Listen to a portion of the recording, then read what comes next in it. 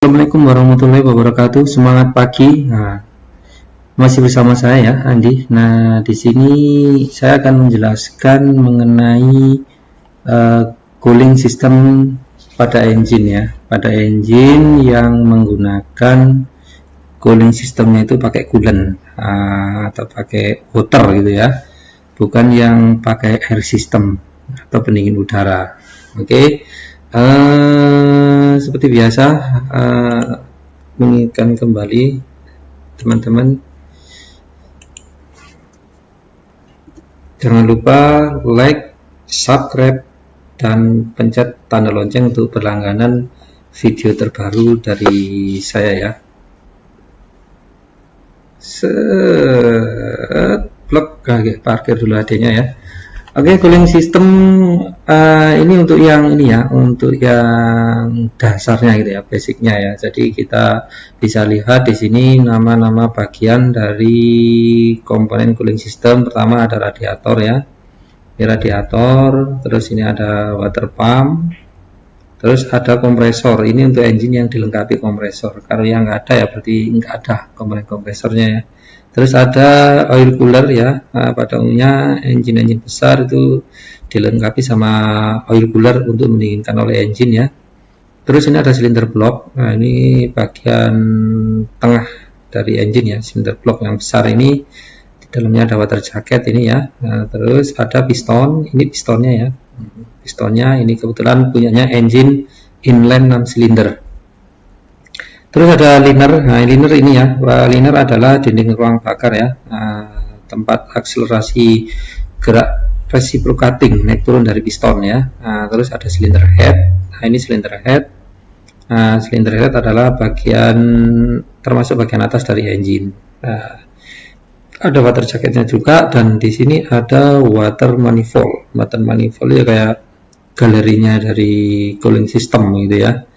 Terus ada water temperature gauge. Water temperature gauge ini adalah untuk indikator jika terjadi overheating pada engine ya. Maka nanti ini biasanya ada sensornya gitu ya, atau port untuk gauge. Jadi bisa identifikasi, bisa dari monitor operator ya. Seperti itu. Jadi untuk indikator jika terjadi panas yang berlebihan atau overheat di cooling system.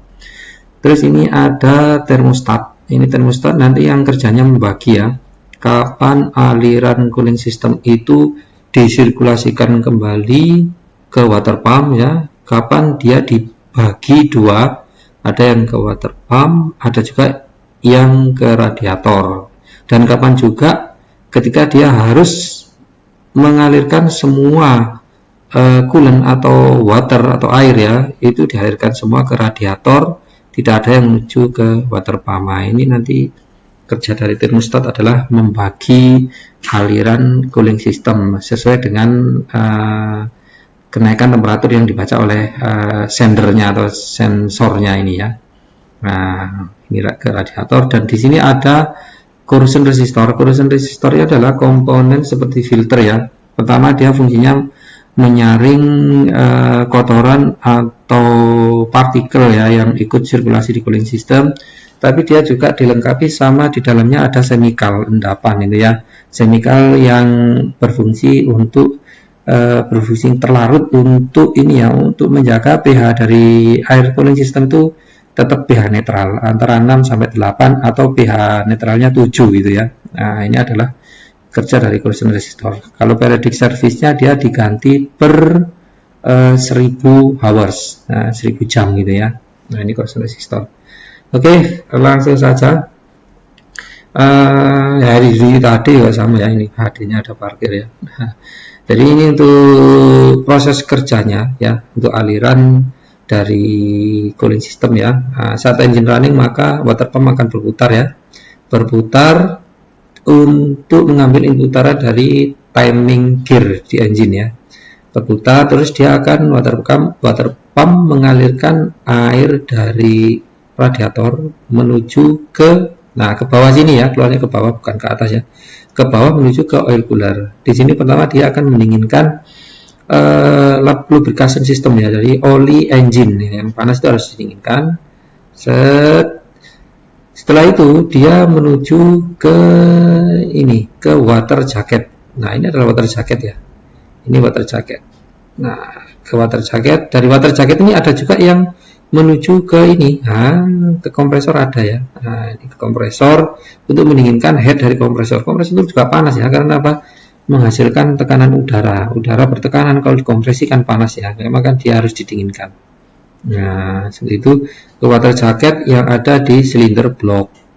Terus di sini bagaimana? Dia akan mendinginkan, menyerap panas dari ruang bakar ya, hasil pembakaran ditransfer ke dinding piston ya, bagian atas, permukaan piston bagian atas, terus ke piston ring piston. Dari ring piston maka dia akan diteruskan ke dinding liner ya. Di dinding liner maka ditransfer menuju ke water jacket. Jadi prosesnya seperti itu ya. Nah, prosesnya seperti itu, diserap langsung, terus mengalir ke area cylinder head. Nah, ini adalah water jacket di cylinder head. Nah, ini water jacket di cylinder head. Jadi seperti ini ya. Di sini untuk apa? Di sini mendinginkan, nanti di sini kan ada nih ya. Kalau di cylinder head ada injektor ataupun injektor yang pakai CRA, HPI atau HPCR ya. Kalau yang pakai konvensional pakai FIP ya mendinginkan nozzle kan gitu ya. Terus bagian juga ada yang mengalir menuju ke corrosion resistor. Nah, ini untuk disaring ya gitu ya. Terus terlarut juga menjaga chemicalnya terlarut untuk menjaga pH air dari cooling system itu tetap di pH netral sampai kurang lebih 1000 hours masanya gitu ya. Nah, setelah itu dia akan kumpul di ini water manifold. Nah, ini water manifold yang main galerinya soalnya gitu ya. Saluran utamanya, terus dia akan dialirkan menuju ke termostat. Nah, ini di sini termostat itu bekerja ini ya, ketika temperatur engine itu 70 ke bawah ya, atau di bawah 70 derajat Celcius ya. Perlu diingat lagi ya bahwa suhu kerja engine itu rata-rata 70 derajat Celcius sampai 90 derajat Celcius. Nah, ini kalau di bawah 70 ke bawah gitu ya, maka di sini termostat akan menutup aliran yang menuju ke radiator. Jadi nggak ada yang dialirkan ke radiator. Jadi dia semuanya dialirkan menuju ke water pump gitu ya. Nah, di water pump nanti disirkulasikan lagi terus seperti itu ya. Sampai temperatur mungkin dari 0 derajat sampai 70. Nah, crackingnya itu di kisaran 74,5 sampai 78,5 ya. Itu sudah mulai membuka, sebagian sudah dialirkan ke radiator, tapi sebagian besar masih ke water pump. Nanti kalau di suhu sekitar 80 atau 85 itu dibagi dua ya. Nah, sudah mulai banyak yang ke water pump dikurangi, terus yang ke radiator sudah mulai ditambah, jadi kayak seperti 50-50 gitu kan. Nah, untuk didinginkan. Kenapa? Berarti apa? Temperatur kerja engine kan sudah naik ya, 80 sampai 85. Nah, nanti kalau semakin naik unit beroperasi, kalau HD ya permuatan full, tanjakan dan yang lainnya sampai sejam mungkin ya, sesuai loadnya, maka nanti temperatur engine akan naik sampai 90 derajat Celcius ke atas ya. Ketika 90 derajat Celcius, maka sender dari termostat, nah ini kan terus membaca ya, mulai dari 0 derajat sampai 90 ya, maka dia ini semakin ngembang. Nah, ini nanti saya jelaskan di ini ya, di kerja termostat, di video saya ada juga tuh kerja dari termostat ya. Nah, itu nanti lebih jelas bagaimana kerjanya sender ini untuk membagi aliran. Kalau 90 derajat maka dia akan mendorong full ini ya, valve-nya, sehingga apa? Menutup jalur yang menuju ke water pump, dan dia akan mengalirkan semua